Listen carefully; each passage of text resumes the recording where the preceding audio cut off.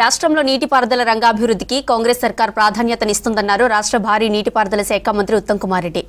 సూర్యాపేట జిల్లా అనంతగిరి మండలం శాంతినగర్లో 54 కోట్ల వ్యయంతో నిర్మించనున్న రాజీవ్ ఎత్తిపోతల స్కీమ్కు శంకుస్థాపన చేశారు రాష్ట్ర మంత్రి ఉత్తమ్.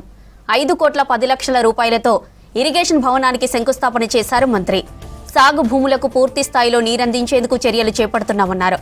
ఇక నీటి ప్రాజెక్టుల నిర్వహణపై సర్కార్ ప్రత్యేక చర్యలు తీసుకుంటుందన్నారు మంత్రి ఉత్తమ్ కుమార్ రెడ్డి.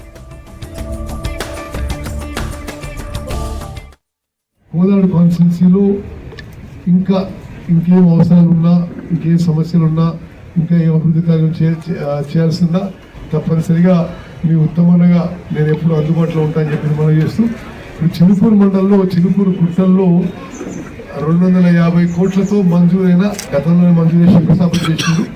తిమ్మల నాగేశ్వర గారు ఇన్ఛార్జ్ మంత్రి వచ్చి ఆ శంకుస్థాపన చేసిండ్రు.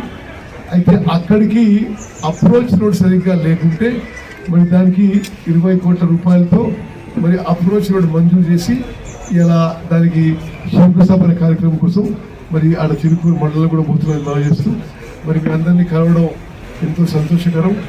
మరి నాకు అత్యంత సంతోషించే విషయం ఏంటంటే నేను ఇరిగేషన్ మంత్రి అయిన తర్వాత నాగార్జున సాగర్ డ్యాము ఇది ప్రతి పంటకి 2 సార్లు నిండుతుంది.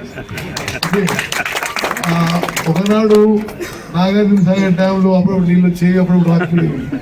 ఇప్పుడు డిసెంబర్ 7, 2023లో నేను మంత్రిగా ప్రమాణ స్వీకారం చేసి ఇరిగేషన్ శాఖ బాధ్యతలు చేపట్టిన తర్వాత ఖరీఫే కాదు మరి వానాకాలం పంటే కాదు యాసంగి పంట కూడా నాగార్జున డ్యామ్ నిండుతుంది.